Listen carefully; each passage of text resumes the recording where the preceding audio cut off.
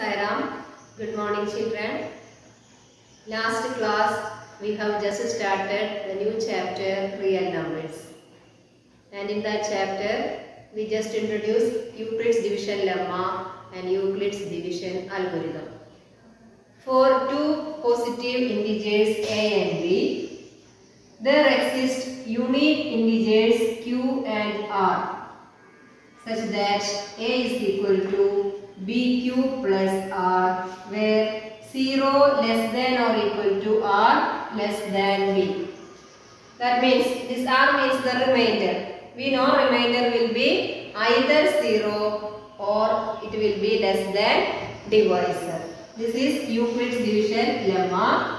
For any two positive integers a and b, there exist unique integers q and r such that a is equal to bq plus r, where 0 less than or equal to r less than b. Using this, we can find Euclid's division algorithm, and Euclid's division algorithm is used to find HCF of two numbers.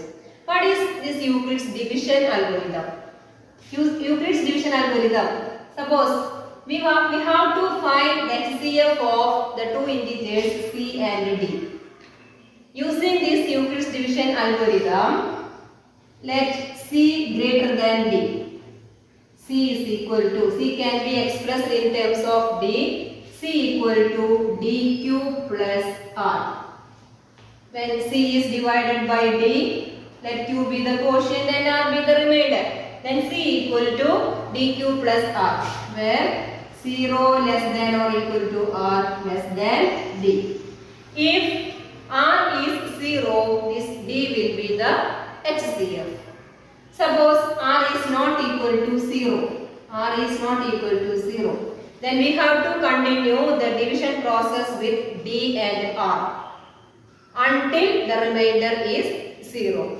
In which step we are getting remainder 0? In that step, which is the divisor, that will be the HCF of the two given numbers. That is Euclid's division algorithm.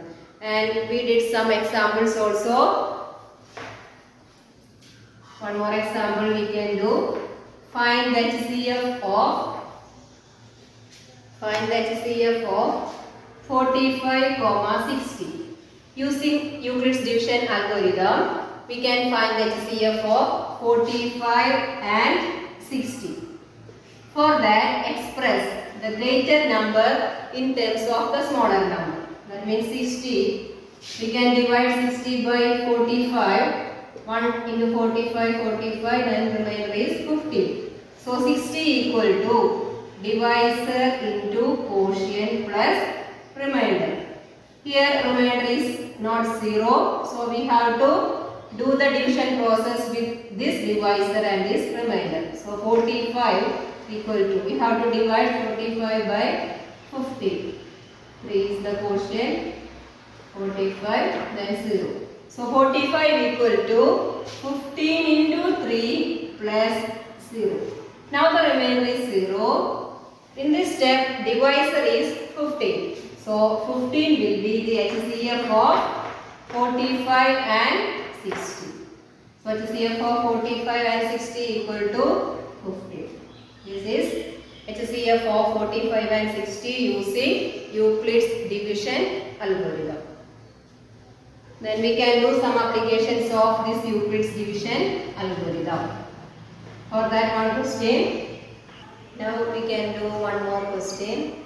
This question is important for your board exam.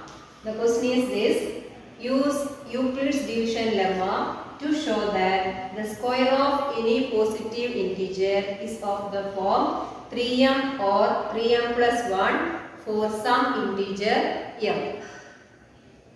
We have to prove the square of any positive integer is of the form 3m or 3m plus 1 for some integer m. For that, let a be the positive integer. If a is dividing by 3, let q be the quotient and r be the remainder. Since a is dividing by 3, the possible remainders are 0, 1 and 2. Because we are dividing a number by 3, the possible remainders are 0, 1 and 2. And we have to take the square of the positive integer. We have taken the integer as a, the square of the integer means a square equal to 3q plus r whole square. Square, we have to square on both sides. This is equal to, using a plus b whole square, this is equal to 9q square plus 6qr plus r square. The possible remainders are 0, 1 and 2. A square equal to 9q square plus 6qr plus r square. Then when r equal to 0, when r equal to 0, a square equal to, when r becomes 0, this becomes 0, this becomes 0. That means 6qr and r square become 0. So only remains 9q square. 9q square we can be written as 3 into 3q square, which is equal to 3m, where m is equal to 3q square. So m is being some integer. And when r equal to 1, when r equal to 1, a square equal to 9q square, r becomes 1 here, it becomes 6q plus 1. 9q square plus 6q plus 1. It is equal to, from the first two terms, we can take 3 outside. Then remaining 3q square plus 2q plus 1. 3 into 3q square plus 2q plus 1, which is equal to 3m plus 1, comma m is being an integer. So now we have given remainder as 0, remainder as 1. Then one more remainder is here, which is 2. When r becomes 2,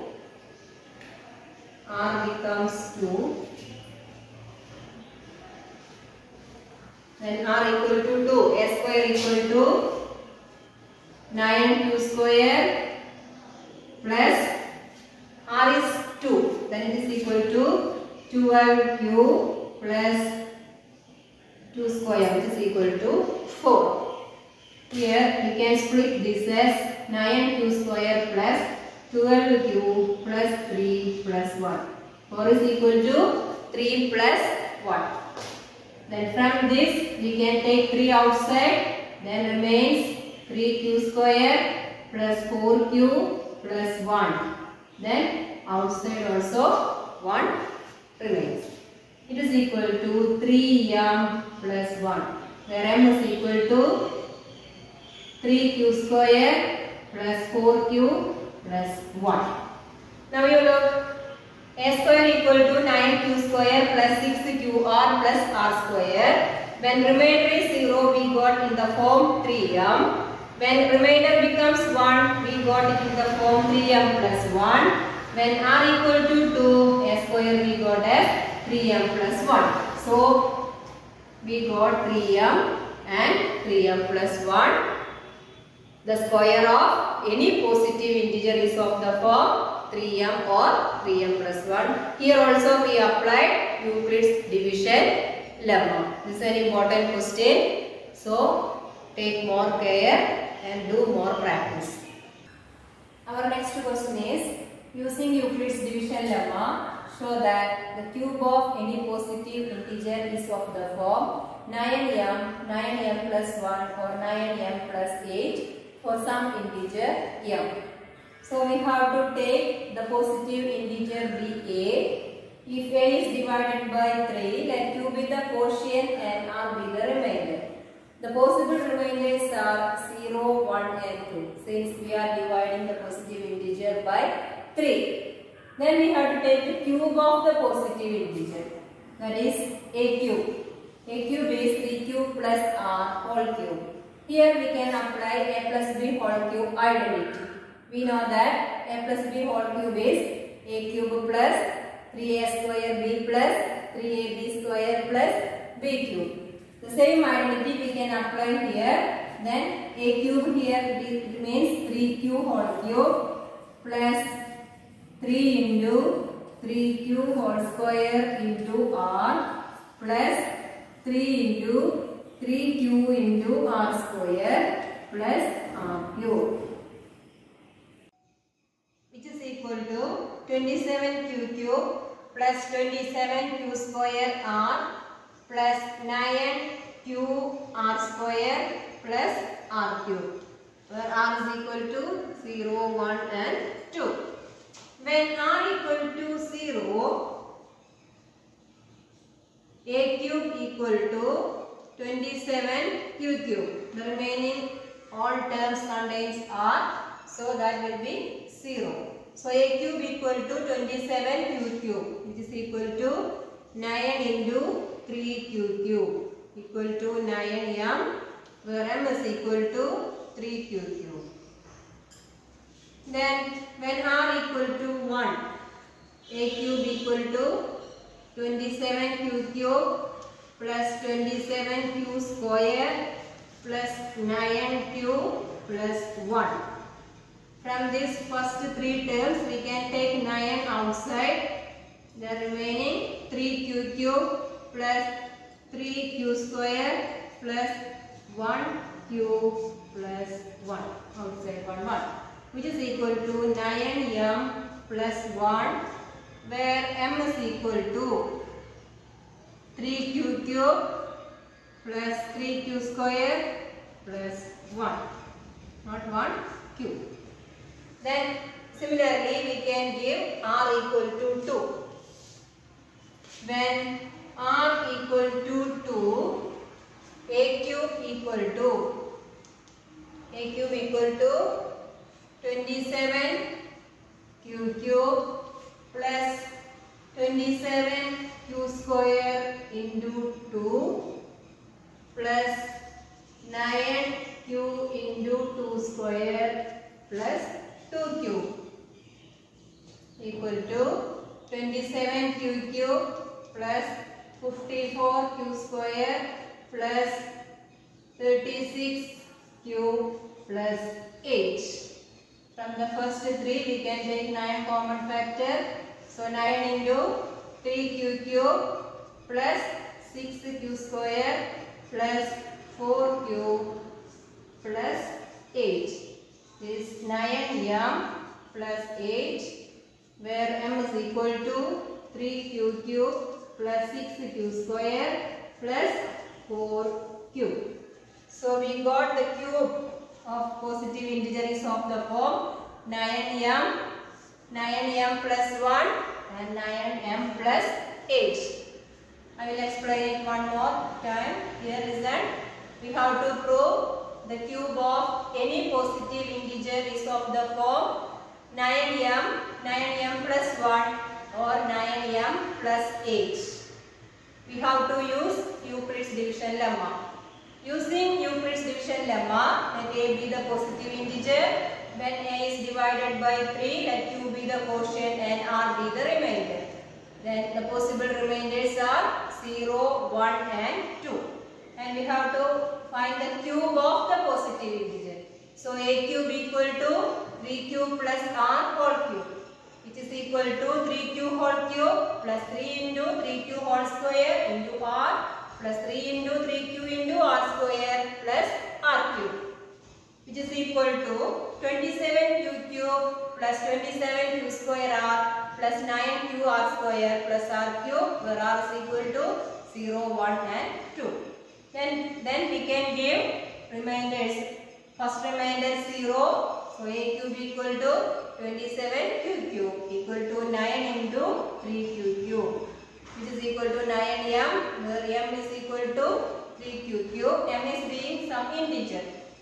Then when r equal to 1, a cube equal to 27q cube, 27q square plus 9q plus 1. From this we can take 9 outside. So 9 into 3q cube plus 3q square plus 1q plus 1. That is 9m plus 1, where m equal to 3q cube plus 3q square plus q. M is being an integer. Then next remainder, when r equal to 2, a cube equal to 27q cube plus 27q square into 2 plus 9q into 2 square plus 2q. So this is equal to 27q cube plus 54q square plus 36q plus 8. From the first 3 we can take 9 common factor. So 9 into 3q cube plus 6q square plus 4q plus 8. That is 9m plus 8, where m equal to 3q cube plus 6q square plus 4q. So the cube of any positive integer is of the form 9m plus 1 or 9m plus 8, where m is being an integer. Children, we can come to the next topic, fundamental theorem of arithmetic. Before that, we have to know what are prime numbers and composite numbers. As you know, prime numbers are numbers having only 2 factors, 1 and that number. Example, 5. 5 have factors 1 and 5. 3 has only 2 factors, 1 and 3. 7, 1 and 7, etc. So such type of numbers are called prime numbers. Then next, composite numbers. What are composite numbers? Composite numbers are numbers having more than 2 factors. Example, the number 4. 4 has factors 1, 2 and 4. 6, 1, 2, 3 and 6. More than 2 factors. Such numbers are called composite numbers. Now we can look how a composite number can be expressed as the product of its primes. For example, the number 90. We can do the prime factorization of 90. 2, 45, 3, 15, again 3, 5, then 5, 1. Then in another way, we can do the prime factorization of 90. 5.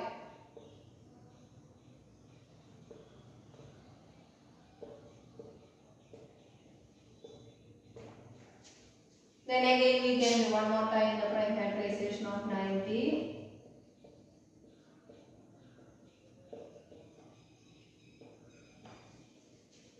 So 90 we can be expressed as a product of primes, that is 2 into 3 into 3 into 5. That's equal to 2 into 3 raised to 2 into 5. Then again 90 equal to 5 into 2 into 3 into 3. This is equal to 5 into 2 into 3 square. Then again 90 equal to 3 into 2 into 5 into 3. That is 2 into 5 into 3 square. Look at here, 90. Here 2 into 3 into 3 into 5. Next it is 5 into 2 into 3 into 3. Next third type 3 into 2 into 5 into 3. But you look, we did the prime factorization of 90 in 3 ways. We got the same prime factors, but their order is different. Similarly, we can do the prime factorization of every composite number. But the prime factorization will be unique. Here in all the prime factorization, same factors occur. Here 2, 3 2 times and 5. Here also same, here also 2 1 time, 3 2 time and 5 1 time occurred. This is true for every composite number. Here comes the fundamental theorem of arithmetic. That is, this theorem says that every composite number we can be expressed as the product of its prime factors, and this prime factorization is unique apart from the order it occurs. I will repeat the fundamental theorem of arithmetic again.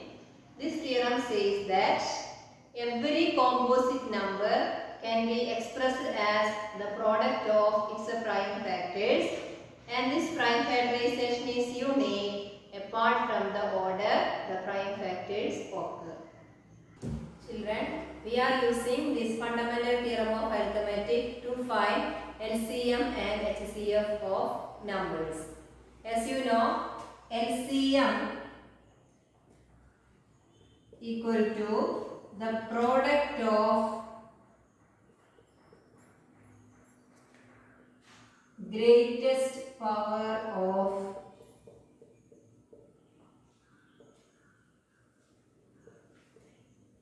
each prime factor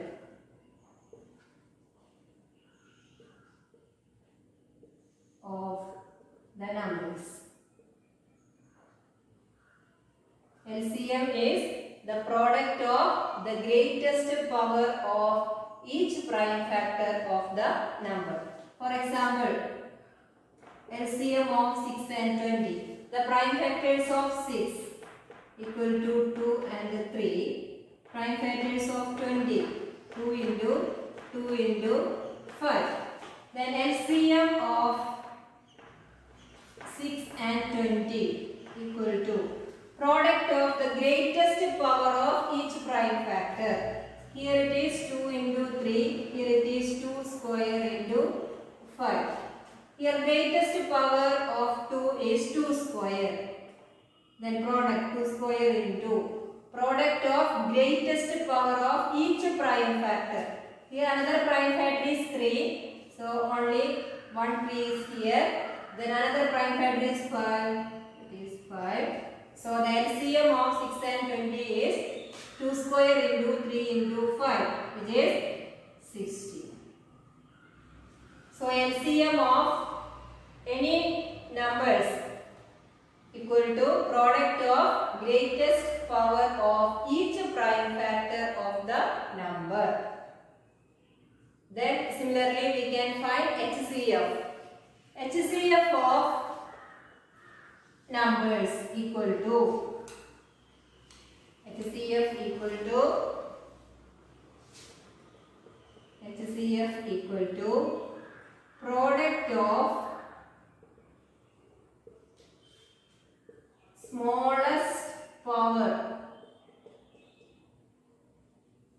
smallest power of each common factor.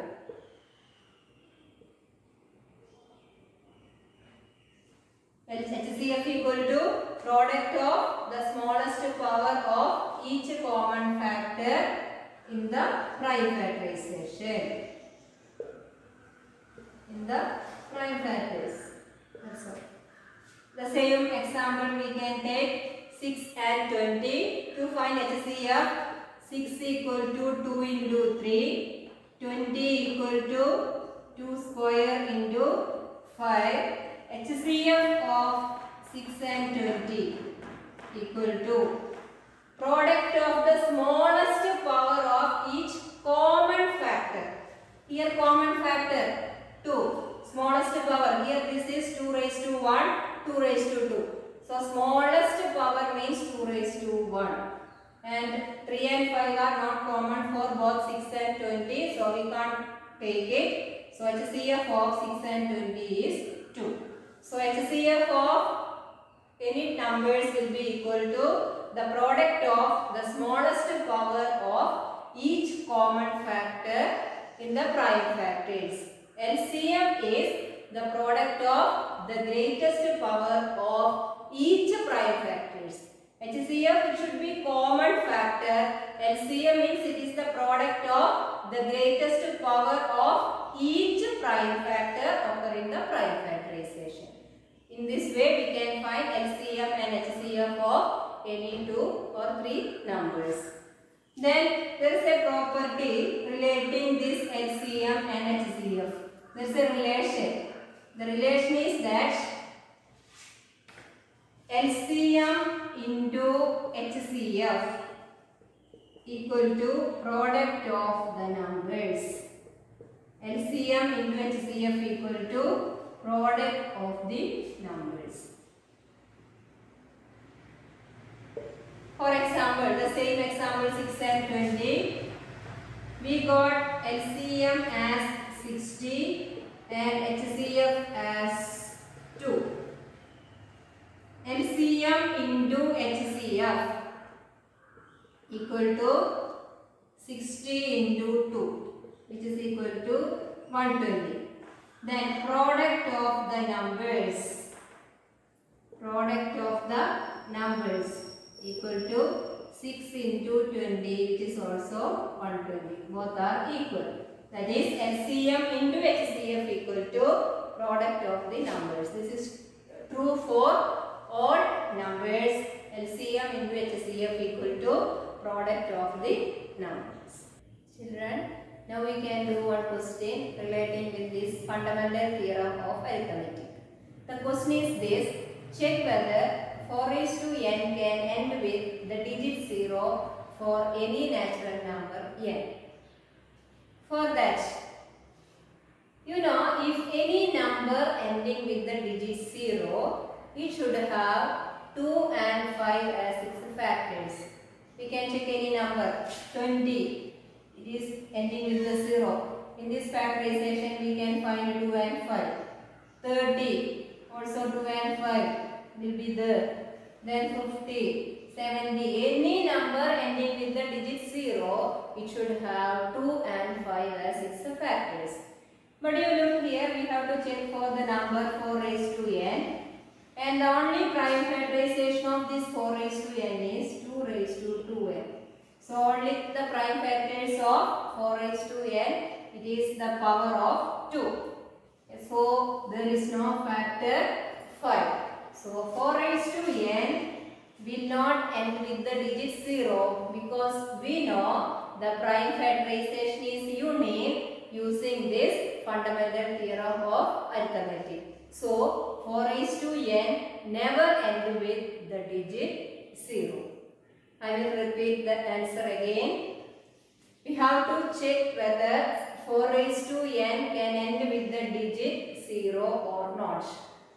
We know if a number is ending with the digit 0, it should have 2 and 5 as its factors.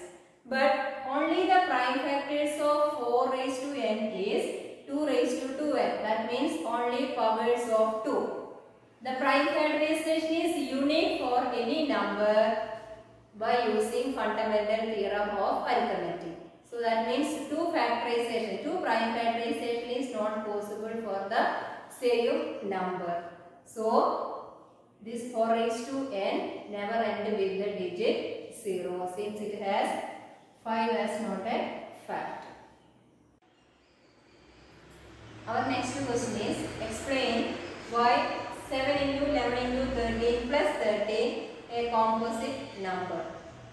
For that we have to prove the given number has more than 2 factors. For every number 1 and that number is a factor. For every number 1 and that number is a factor. For this number also 1 and 1 number. If you are simplifying this, we will get a number. That number will be a factor. Then besides that 7 into 11 into 13 plus 13. From this we can take 13 outside. That is 7 into 11 and here remains 1. So we got one more factor 30. So now itself this number has 3 factors. 1 and that number and one more number 13 also we got as a factor. So more than 2 factors. That is why the given number is a composite number. So children, today we discussed more about Euclid's division lemma and algorithm, and we did some problems based on it, and also we studied fundamental theorem of arithmetic and solved some problems based on the theorem. I hope all of you understood it well. We can see in the next session. Thank you.